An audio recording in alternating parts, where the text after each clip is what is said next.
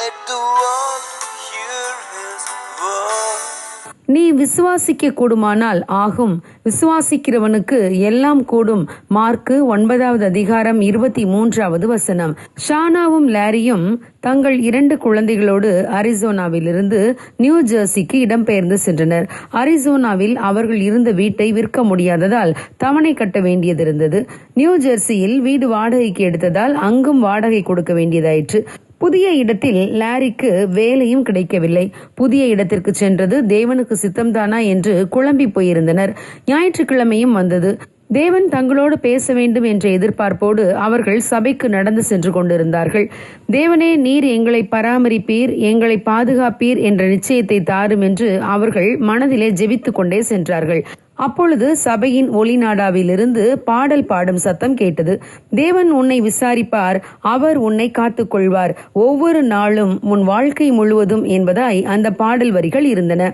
அதை கேட்டதும் அவர்களுக்கு நம்பிக்கை வந்துவிட்டது. தேவன் அவர்கள் வாழ்க்கையில் கிரியை செய்ய ஆரம்பித்தார். அரிசோனாவில் அவர்களுடைய வீடு விற்கப்பட்டது.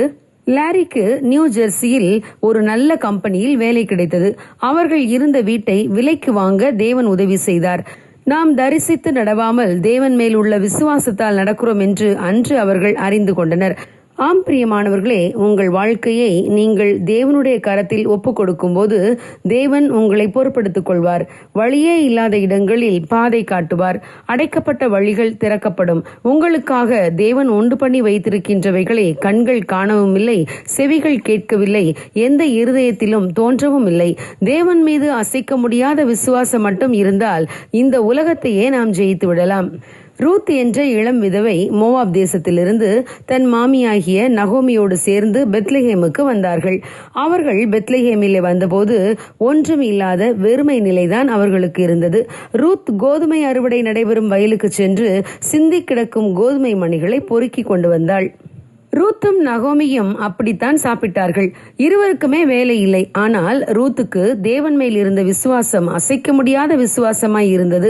அதை பார்த்த தேவன், ரூத் எந்த வயலில் சிந்தி கிடந்த கோதுமையை பொறுக்கினாளோ அதே வயலுக்கு சொந்தக்காரியாக தேவன் மாற்றினார். ஆம் பிரியமானவர்களே, நாமும் கர்த்தரை உறுதியாக விசுவாசிப்போம். அப்பொழுது நம் வாழ்வின் வெறுமை நிச்சயமாக மாறும். ஆசீர்வாதம் உண்டாகும். தேவன் உங்களை விசாரித்து நடத்துவார். God bless you. Have a good day.